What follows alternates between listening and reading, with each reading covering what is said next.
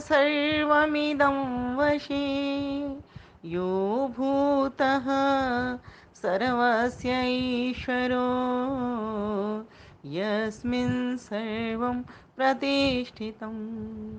ॐ नमस्ते अस्तु आयते नमो अस्तु परायते नमस्ते प्राणतिष्ठत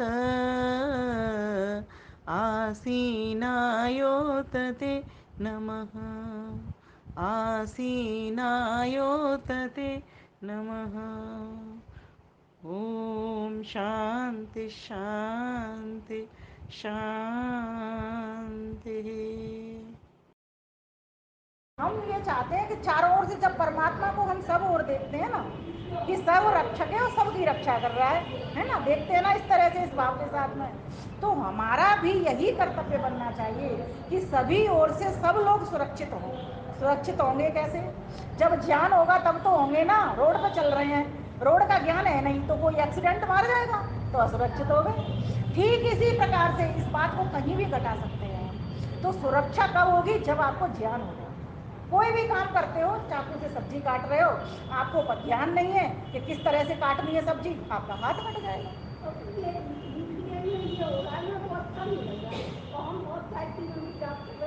कोई बात नहीं, देखो वो अनार्य लोग हैं जो करते हैं ना ऐसा हिंसा उपद्रव, वो अनार्य हैं। देखो परमात्मा ने जब इस सृष्टि को बनाया ना तो सारे आर्य पैदा किए थे। क्या कौन पैदा किए थे? आर्य। आर्य का अर्थ होता है श्रेष्ठ। क्यों होता है श्रेष्ठ? इसको भी समझ लो। शांतः तितिक्षुर्दान्तश्च सत्यवादी जितेन्द्रियः दाता दयालु नम्रश्च आर्या स्यात् अष्टभिर्गुणैः। जिसके भीतर ये 8 गुण होते हैं वो आर्य कहलाता है, अर्थात वो श्रेष्ठ कहलाता है। आर्य शब्द रीगतौ धातु से बनता है और इसका अर्थ होता है चलना, चरई बहती चरई बहती। जो पानी चलता है वो सड़ता नहीं। कौन पानी सड़ता है? जो रुकता है। चलने वाली कलम न लिखती, रुकने वाली घड़ी न चलती, काम करेंगे जग में ऊंचा नाम करेंगे। तो कहने का भाव यहाँ पर ये है कि जो व्यक्ति आर्य होता है वो एक अपना लक्ष्य पहले सिद्ध करता है। क्या लक्ष्य सिद्ध करता है? आप घर के भीतर रहते हो, एक गृहिणी हो, तो आपने एक लक्ष्य बनाया है कि मैं अपने घर को अच्छी प्रकार से चलाऊंगी, एक मर्यादा में चलाऊं। और आज रामनवमी भी है तो इसको भी समझ लो। भगवान राम को हम क्या कहते थे? मर्यादा पुरुषोत्तम राम। तो सर्वप्रथम तो आपको रामनवमी की हार्दिक शुभकामनाएं। अभी हमने आर्य समाज स्थापना दिवस मनाया, उसकी शुभकामनाएं। नव संवत्सर में अभी नवरात्रि का पर्व मना रहे हैं, उसकी शुभकामनाएं। ठीक है। और आपने सबने मिलकर के बड़ी श्रद्धा भक्ति के साथ यज्ञ किया गायत्री का, वैसे तो आपको तो बहुत ही बहुत शुभकामनाएं, बहुत ही बहुत बधाई। अपने मुख से कभी भी मुबारक शब्द नहीं निकालना। क्या निकालोगे? शुभकामनाएं। जब हम किसी दूसरे को पुष्प देते हैं तो हमारे हाथ स्वयं महक जाते हैं, महकते हैं ना। और अगर किसी को गंध देते हैं, गंदगी देते हैं, पत्थर मारते हैं, डेले मारते हैं, कीचड़ उठा के मारते हैं, तो पहले हमारे हाथ गंदे हो जाते हैं। तो जिसकी आप बात कर रही हैं यूक्रेन की और चीन की ना, इन लोगों ने करना ही है। चीन से शुरू हुआ था कोरोना, कहाँ से शुरू हुआ था? और आप देख लो अभी इस वक्त फिर दोबारा से चीन बुरी तरीके से घायल है। आप लोग समाचार सुनते हो, मैं तो सुन भी नहीं पाती, एक बार मुश्किल से इस मोबाइल को खोल करके सुनती हूँ, समय ही नहीं मिलता इतना। तो कहने का बात यहाँ पर ये है कि जब हम दूसरों के लिए शुभ शुभ निकालते हैं तो हमारा शुभ होता है। जब दूसरों के लिए अशुभ अशुभ निकालते हैं तो पहले हमारा अशुभ होता है, दूसरे का बाद में होगा। क्यों? क्योंकि वाणी हमारी गंदी हुई है ना। किसी को अपशब्द बोलते तो वाणी किसकी गंदी होती है? अपनी होती है। और अच्छी चीज बोलते हैं तो वाणी किसकी शुद्ध होती है? पवित्र होती है, अपनी। तो आपने क्या किया है? अपनी वाणी को पवित्र किया है। सबसे पहला काम जो किया है, कैसे? गायत्री मंत्र का उच्चारण किया है। अब आप कहोगे इससे कैसे हो गई, है ना, कैसे हो गई? तो ये बताती हूँ। गायत्री का अर्थ होता है गायंतम त्रायते इति गायत्री। इधर ध्यान दो आप। गाते गाते,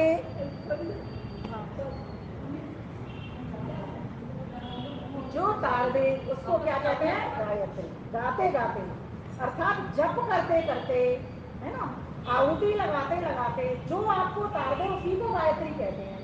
अब गायत्री का एक और अर्थ होता है, गायत्री छंद को भी कहते हैं। बहुत सारे वेद में ऐसे मंत्र आए हैं जो गायत्री छंद में आए हैं।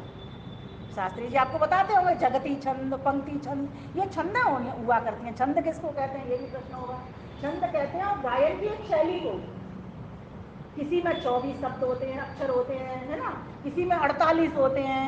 उसी के आधार पर इनके नाम रखे जाते हैं कि ये पंक्ति छंद है या जगती छंद है। तो जो गायत्री है इसमें 24 अक्षर है, इसीलिए इसको गायत्री छंद कहते हैं।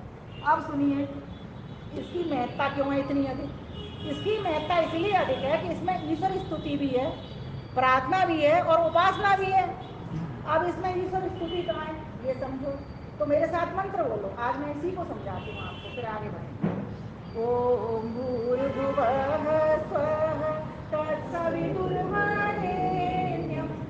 भर्गो देवस्य धीमहि धियो यो न प्रचोदयात्, धियो यो न प्रचोदयात्। स्तुति किसे कहते हैं पहले तो इसको समझ लो। अब तक यही वेद नहीं कर पाते हम, स्तुति प्रार्थना उपासना को एक समझ लेते हैं, है ना। स्तुति का अर्थ होता है गुणगान करना। जैसे किसी दुकानदार किसी सेठ के पास गए, उसको क्या कहते हैं, सेठ जी हमें 1 किलो चावल दे दो। तो सर्वप्रथम आपने क्या कहा, सेठ जी। उसको जो संबोधन दिया, सेठ क्यों कहा, क्योंकि उसके पास धन है, उसके पास माल है। तो आपने क्या कहा उसको, सेठ जी। तो आपने उस व्यक्ति की, दुकानदार की स्तुति की, गुण गुणों उसके गुण बताए ना कि आप सेठ हो। और सेठ अपभ्रंश होता है किसका, श्रेष्ठ का। ये आपको और बता दी नई चीज। तो श्रेष्ठ कौन होता है, जो दाता होता है। तो जो दुकानदार होता है, जो सेठ गद्दी पर बैठता है, वो दाता होता है। सभी उससे मांगते याचना करते हैं, हमको इतना दाल दे दो, चावल दे दो या कुछ भी दे दो, इसीलिए उसको सेठ कहा जाता है। और किसी से कोई चीज लेने के लिए पहले उसकी गुणवत्ता बताई जाती है, तब तो वो देगा ना हमको। किसी से अच्छी वाणी बोलेंगे तब तो हमको देगा।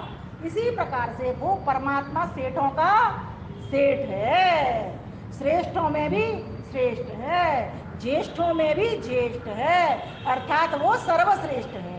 इसीलिए इस मंत्र के भीतर क्या कहा, पहले स्तुति की। अब स्तुति क्या की, तो पहले तो परमेश्वर का नाम बता दिया, हे प्रभु आप ओम हो। अब प्रश्न ये भी होगा उसको ओम क्यों कहते हैं। तो जो ओम शब्द है ना, उसमें 3 अक्षर है, अ जमा ओ मिलकर के ओ हो जाता है। इस पर ध्यान दीजिए, गलती कहाँ करते हैं हम।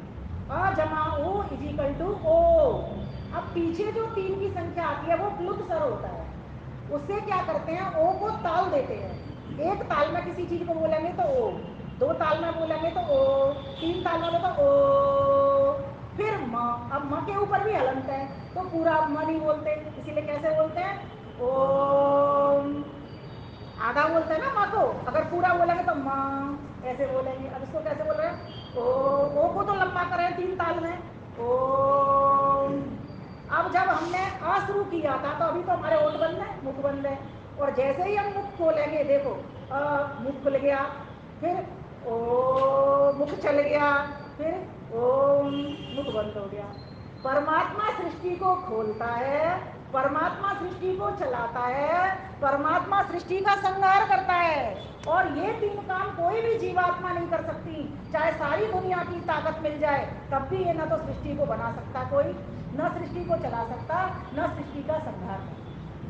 हमारी एक क्यों नहीं कर सकता, ये भी आप प्रश्न उठा सकती हैं। क्योंकि हमारी एक सीमा है।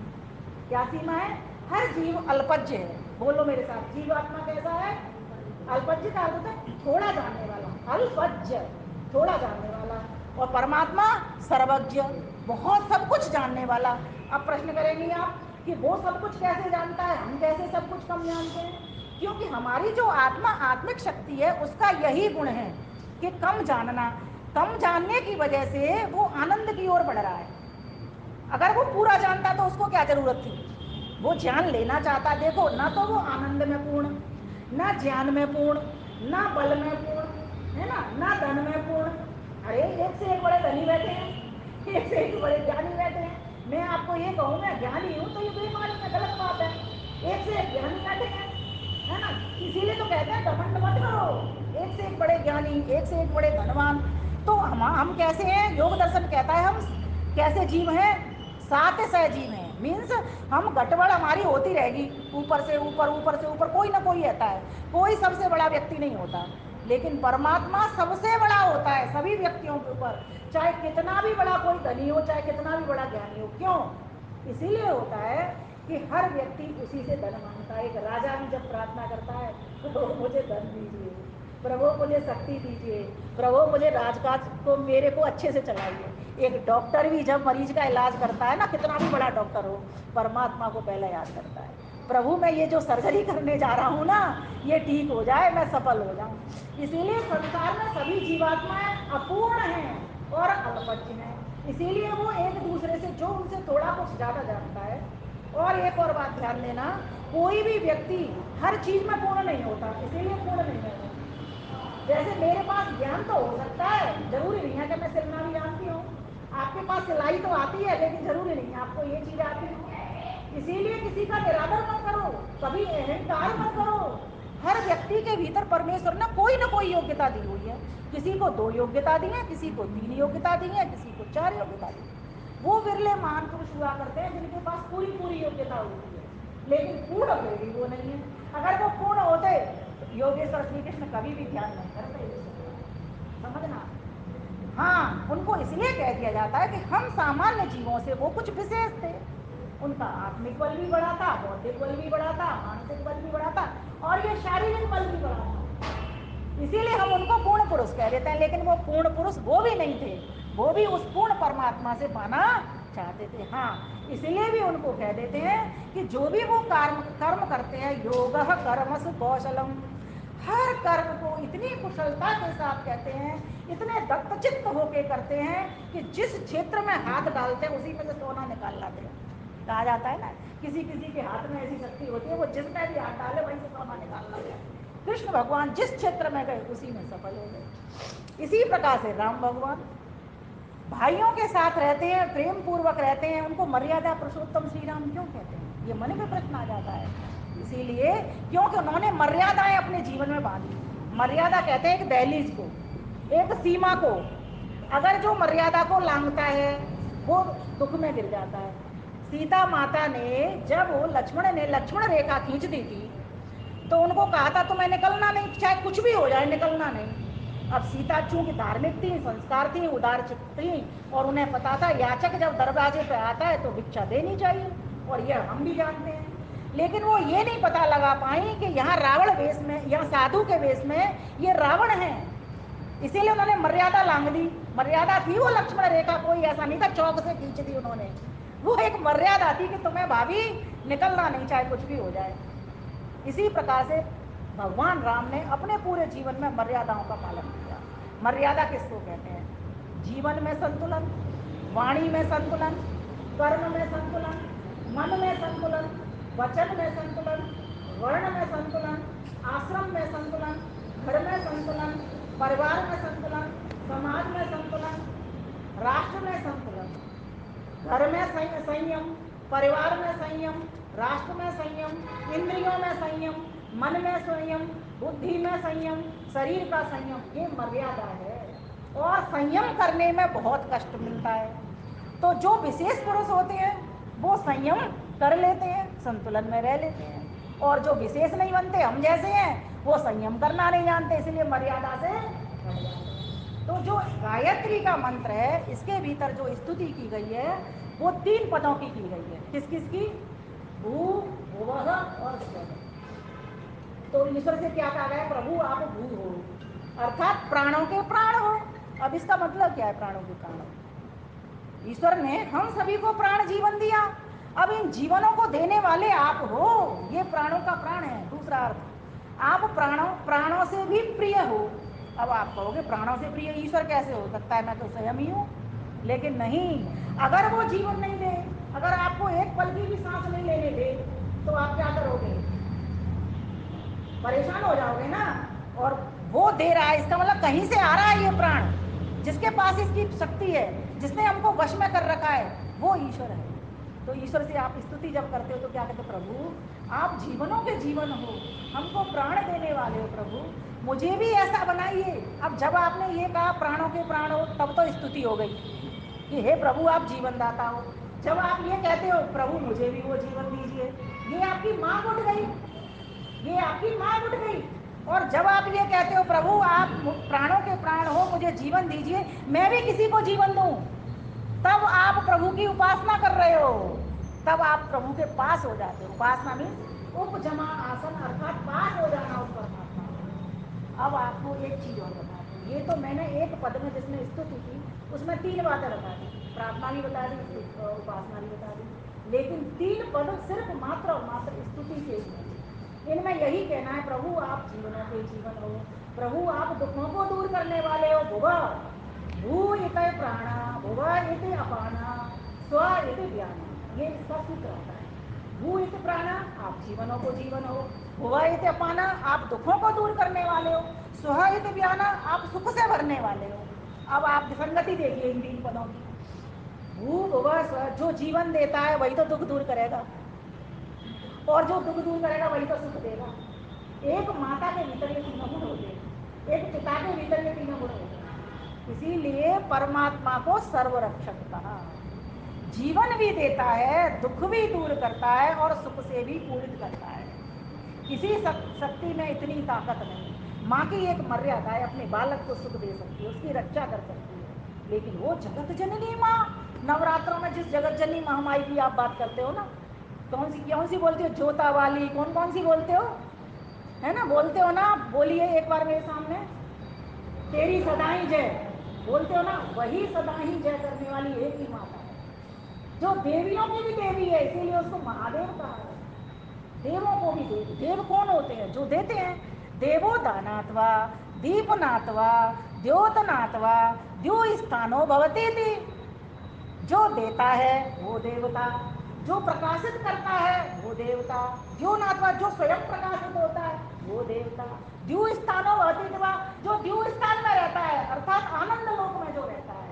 इसीलिए परमात्मा का एक नाम ओम के साथ साथ त्रिपाद भी है।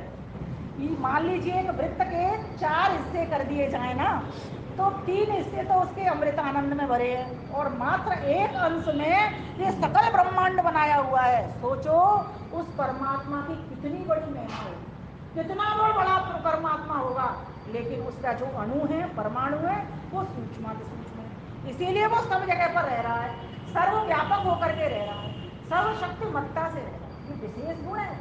ईश्वर को जानने के लिए उसके ओम का जप कीजिए आप सुबह शाम। ओम ओम ओम ओम, और ओम के भीतर ही 9 अर्थ छुपे हुए हैं। देखो आपका एक नाम क्या है? आप बहन जी आपका नाम क्या है? त्रिषा, निशा, ठीक है। आपका एक नाम निशा। कोई आपको चाची कहता है, कोई ताई कहता है, कोई मामी कहता है, किसी की माँ हो, किसी की बुआ हो, है ना, किसी की भाभी हो, किसी की दादी हो, ये रिश्ते है ना, किसी की बेटी भी हो, किसी की पोती भी हो, ये आपके रिश्ते। तो कितने नाम हो गए? ये 10-12 और हो गए। लेकिन मुख्य नाम क्या है जिस पर हस्ताक्षर करते हो, जो स्कूल में भी था, जिसको परिवारी जन बोलते हैं, वो नाम क्या है? निशा। ऐसे ही परमेश्वर का एक नाम क्या है? ओम। बोलो, एक नाम क्या है? ओम। अब लोग उसको ब्रह्मा भी कह देते हैं। ब्रह्मा क्यों कहते हैं? ऐसा नहीं है ब्रह्मा उसका नाम नहीं है, ब्रह्मा भी उसका नाम है, लेकिन क्यों कहते हैं? क्योंकि वो जगत बनाता। उसको विष्णु भी कहते हैं, क्यों कहते हैं? जगत चलाता। उसको शंकर महेश भी कह देते हैं, क्योंकि वो जगत का संहार भी करता है। और ये ध्यान देना, आपको लग रहा होगा संहार करता है तो अच्छी बात नहीं है ये मिटाने की तो, लेकिन नहीं। जब आपके बाल पूरी तरीके से पक जाएं, आंखों से दिखाई नहीं दे, हाथ काम नहीं करे, कमर से बैठा नहीं जाए, पैर चलने लायक नहीं हो, शरीर की जो स्किन है पूरी की पूरी झुर्रियों से भर जाए, है ना, तब आपको अगर वो नया जीवन दे देता है इसको मिटा करके, तो ये सुरक्षा की उसने या खराब काम किया? अच्छा काम किया ना। घर में कोई बुजुर्ग हो 100 साल का, 90 साल का, उस पर बेचारे में कुछ नहीं होता, पूरा टाइम पड़ा रहता है, खुद दुखी रहता है। आप क्या कहते हो? हे ईश्वर हो तो इसको उठा लो और नया रूप दे करके पुनः भेज दो इसको। यही तो कहते हो आप, और नहीं कहते तो यही कहना आगे से। तो यही कहना कि प्रभु अब इसको नया जीवन दे दो, अच्छी कामना, उसके लिए भी अच्छी कामना।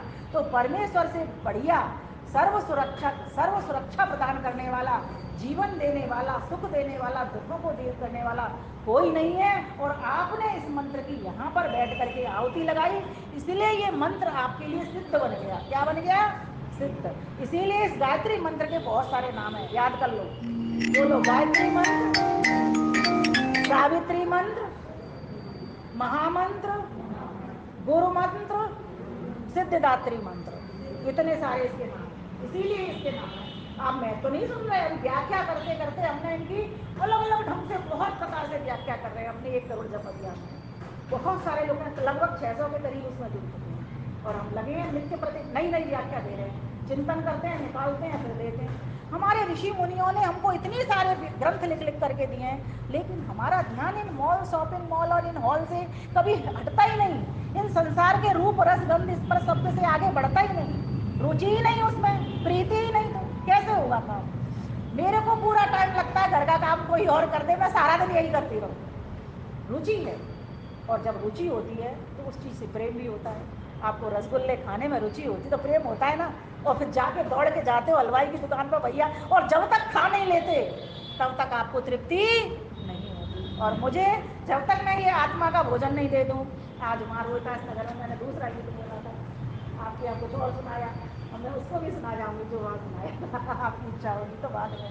तो मेरा कहने का मतलब ये, इसमें आनंद है, इतना आनंद है, इसमें सुख की प्राप्ति होती है। आप कहोगे इसमें कैसे सुख की प्राप्ति होती है? मैं सच बता रही हूँ, बहुत सुख मिलता है। मेरे शरीर के 8 ऑपरेशन हो गए, आपके सामने कैसे बढ़िया बैठी हूँ, 5-6 गोली डेली खाती हूँ, आपके सामने कितनी बढ़िया बैठी हूँ। क्यों बैठी हूँ? ये आत्मिक बल मिल रहा है मुझको, ये ऊर्जा ईश्वर से मिल रही है। 4 बजे उठ जाती हूँ, रात को अलार्म लगा देती हूँ 4 बजे का, किसी दिन नहीं भी लगाऊँ ना तो भी कोई चिंता की बात नहीं है, वो 4 बजे नींद खुली जाती है, क्योंकि अभ्यस्त हो जाता है, वो खुली जानी है। अब आप सोचोगे क्या करती क्या हो तुम 4 बजे, का पूरा परिवार सो रहा होता है तो मैं बैठ जाती हूँ, कुल्ला किया, मुंह धोया, पॉटी आई या ना आई मुझे उसकी चिंता नहीं, क्योंकि वो उसकी भी चिंता करना एक टेंशन है, इसलिए उसकी मुझे चिंता नहीं है। मैं बैठ जाती हूँ, बैठ के थोड़ी बहुत ध्यान करते हैं ईश्वर का, इसी गायत्री मंत्र से जिसकी आप आहुति लगा रहे हो। इसको नए नए अर्थ खुलते हैं। और एकांत का समय हो, जब ईश्वर का आनंद बरस रहा हो, उषा काल हो, अमृत वेला, इसलिए तो उसको अमृत वेला कहते हैं। क्यों कहते हैं? और उस अमृत वेला का मैं आनंद लेती हूँ, भरती हूँ।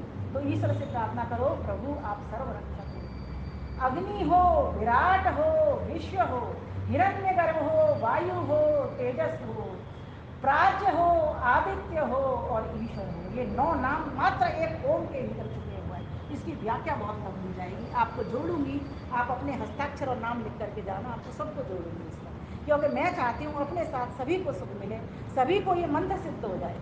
और ये मंत्र अपने आप अर्थ खोलता है, फिर नए नए अर्थ खोलेगा, आपके भीतर से भी उठेगा। आप कोई अलग आत्मा नहीं हो, मेरी जैसी आत्मा हो, जैसे मुझे खोल रहा है ईश्वर, ऐसे आपको भी खोलेगा। लेकिन करना आपको इतना होगा कि मैं और चीज़ों से बची रहती हूँ, त्याग करके रहती हूँ। तो आगे कहा, तत्सवितुः वरेण्यम, तत् कौन? वह कौन? वो परमपिता ईश्वर, जो क्या कर रहा है, आपको जीवन दे रहा है, सुख दे रहा है और दुखों को दूर कर रहा है। और मात्र दुखों को दूर नहीं करता, एक प्रेरणा भी करता है। तुम अगर ये काम करोगे तो तुम्हें दुख मिलेगा, और ये काम करोगे तो तुमको सुख मिलेगा। पहले से वो बचाव भी करता है आपका। जब आप दुख में पूरी तरीके से गिर जाते हो तब तो सहायता करता ही है, लेकिन जब तक आपके पास दुख नहीं आए तब भी वो पहले अलार्म बजाता है कि एक चोर को भी वो कहता है भीतर से कि चोरी मत कर, लेकिन इंद्रियों का दास बना वो चोर उसकी सुनता नहीं है। ठीक, हम भी उसी प्रकार के चोर हैं, इंद्रियों के दास हैं, कि उस इंद्र की आत्मा की आवाज को नहीं सुनते, उस परमात्मा की आवाज को नहीं सुनते। तो गायत्री मंत्र में क्या कहा? तत्सवितुः वरेण्यम, प्रभु सवितुः, सविता वही सर्वस्य प्रसविता, तुम ही संसार को उत्पन्न करने वाले हो, तुम ही प्रकाशित करने वाले हो, और तुम ही प्रेरणा करने वाले हो, इसलिए तुम सविता देव हो। और इस सविता विषय के आधार पर ही इसको सावित्री मंत्र भी कहा जाता है। तो तत्सवितुः वरेण्यम, ऐसे ईश्वर का क्या करें? वर लें। जैसे पति पत्नी को पत्नी पति को माला डालती है, पति पत्नी को माला डालता है, इस प्रकार से पति पत्नी बन करके आत्मा परमात्मा एक दूसरे को वर ले, माला डाल ले। क्यों डाल ले? क्योंकि उस पति से, उस परमेश्वर से हमको ज्ञान मिलेगा, आनंद मिलेगा, बल मिलेगा, धन मिलेगा, शक्ति मिलेगी, और सहन शक्ति तो इतनी मिलेगी कि महर्षिदानंद लिखते हैं कि पहाड़ जैसा दुख भी राई के समान प्रतीत होने लगता है। बताओ कौन नहीं चाहेगा ऐसा आनंद? तो फिर उसको वर लो, आप भी वर लो मेरी तरह, वर्ण कर लीजिए, उसको ग्रहण कर लीजिए। अब उसको कैसे ग्रहण करोगे? जैसा वो है मैं वैसा हो जाऊं, ये ग्रहण करना है। तत्सवितुः वरेण्यम भर्गो देवस्य धीमहि, भर्ग भासतीमान, रंजतीमान, गमयतीमान। इसको आप नहीं समझोगे तो इसको सरल तरह से बताती हूँ। वह आपको बुद्धि का, विद्या का देने वाला है, ज्ञान का भरने वाला है और अविद्या का भस्म करने वाला है। भर्ग अविद्या को भस्म करने वाला है। ऐसा वो परमपिता परमेश्वर जो भर्गस स्वरूप है, तेजस स्वरूप है, विद्या स्वरूप है, ऐसे परमेश्वर का मैं वर्ण कर लूँ जिससे समस्त अविद्या, जितना भी दुख हमको मिल रहा है ना संसार में, सांख्य दर्शन कहता है पुत्राप को भी सुखी।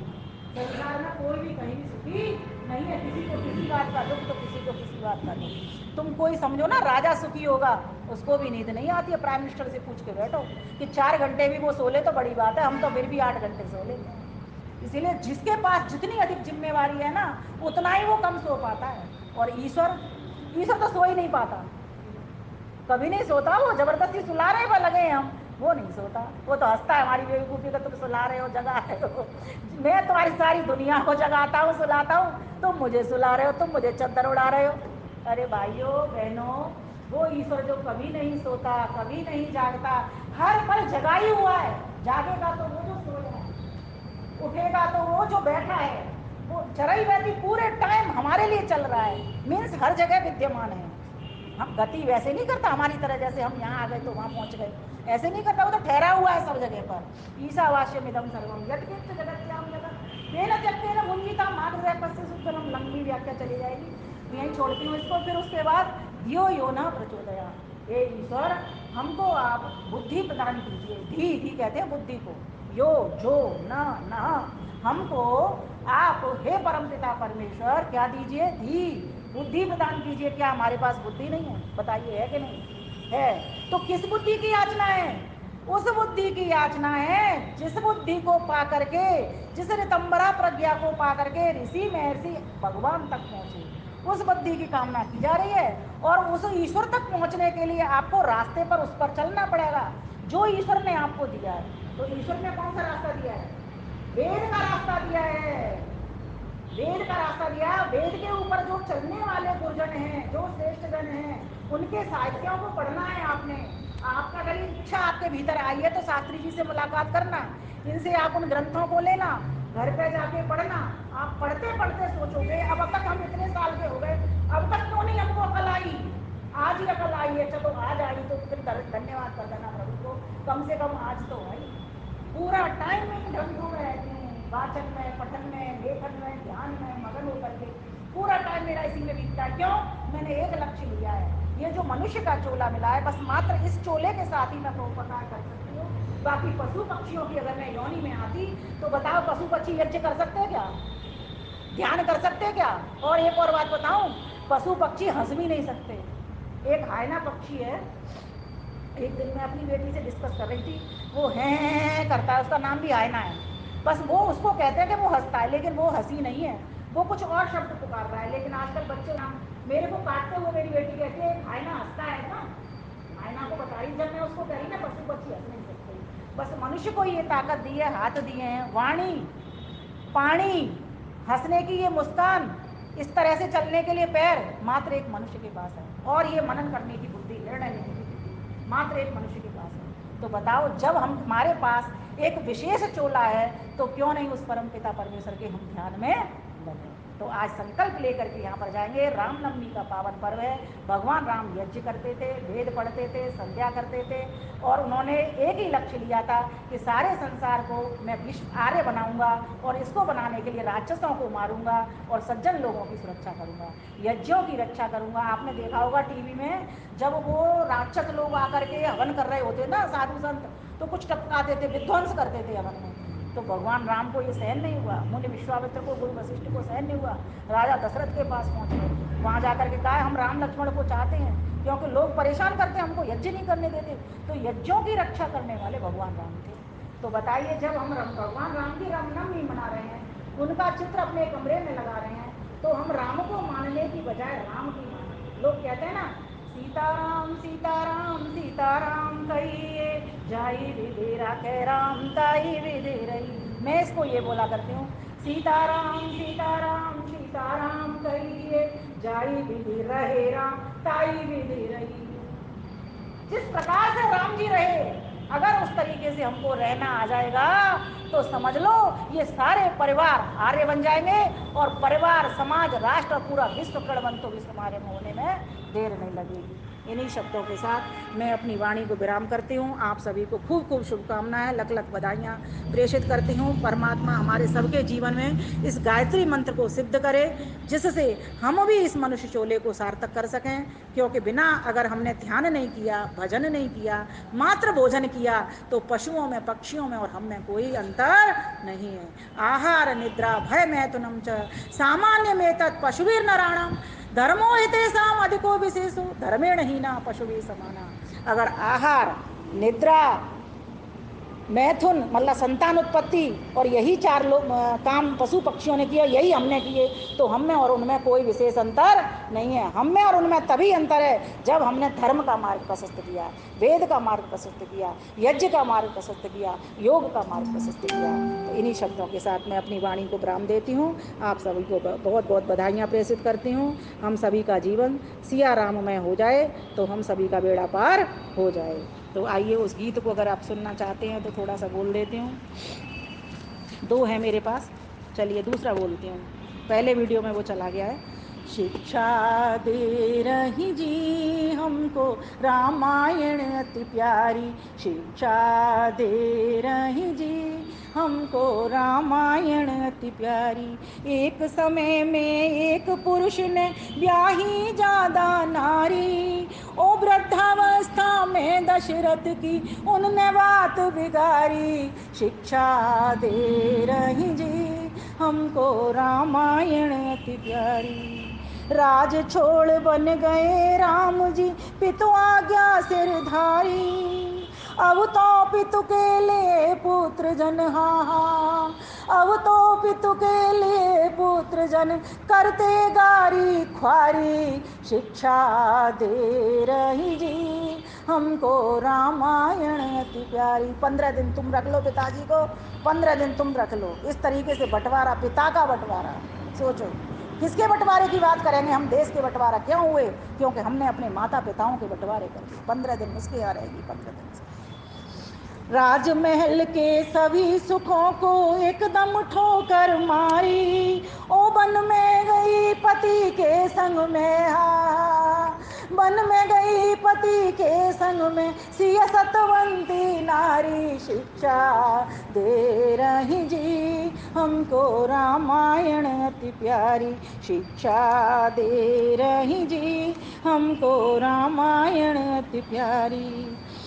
विपत समय में संग्राम की लक्ष्मण तैयारी, अब तो खून के प्यासे भाई हो, अब तो खून के प्यासे भाई करे मुकदमा जारी।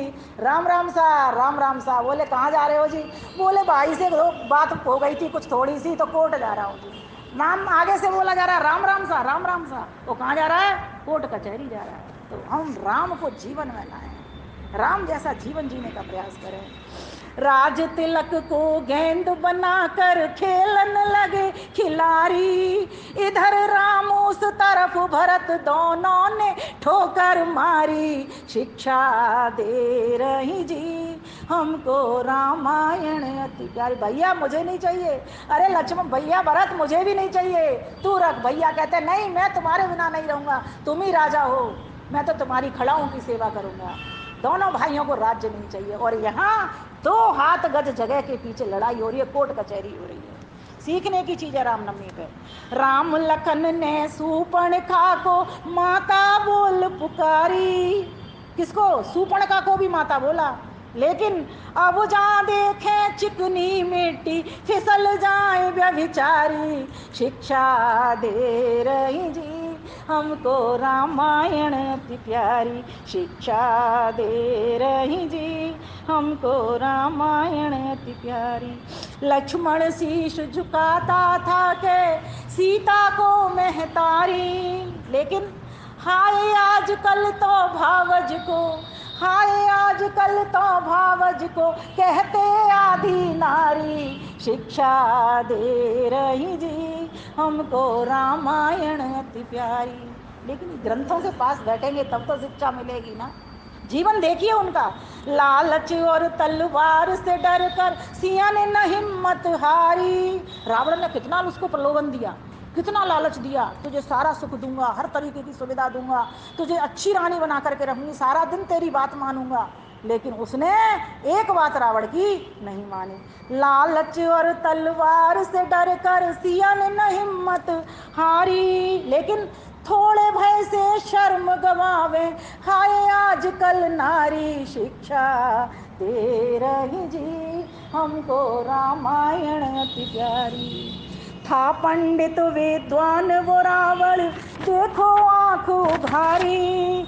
मदिरा मांस पर नार हरण से राक्षस बना नारी शिक्षा दे रही जी हमको रामायण अति प्यारी। ऐसी विद्वता बेकार है जिसका भोजन ठीक नहीं, जिसका भजन ठीक नहीं। तन मन से था सेवा करता हनुमान बलधारी। अब तो मुंह पर करें खुशामद, हाँ अब तो मुंह पर करें खुशामद, पीछे देवे गारी शिक्षा दे रही जी हमको रामायण अति प्यारी। शिक्षा दे रही जी हमको रामायण अति प्यारी। शिक्षा दे रही जी हमको रामायण अति प्यारी।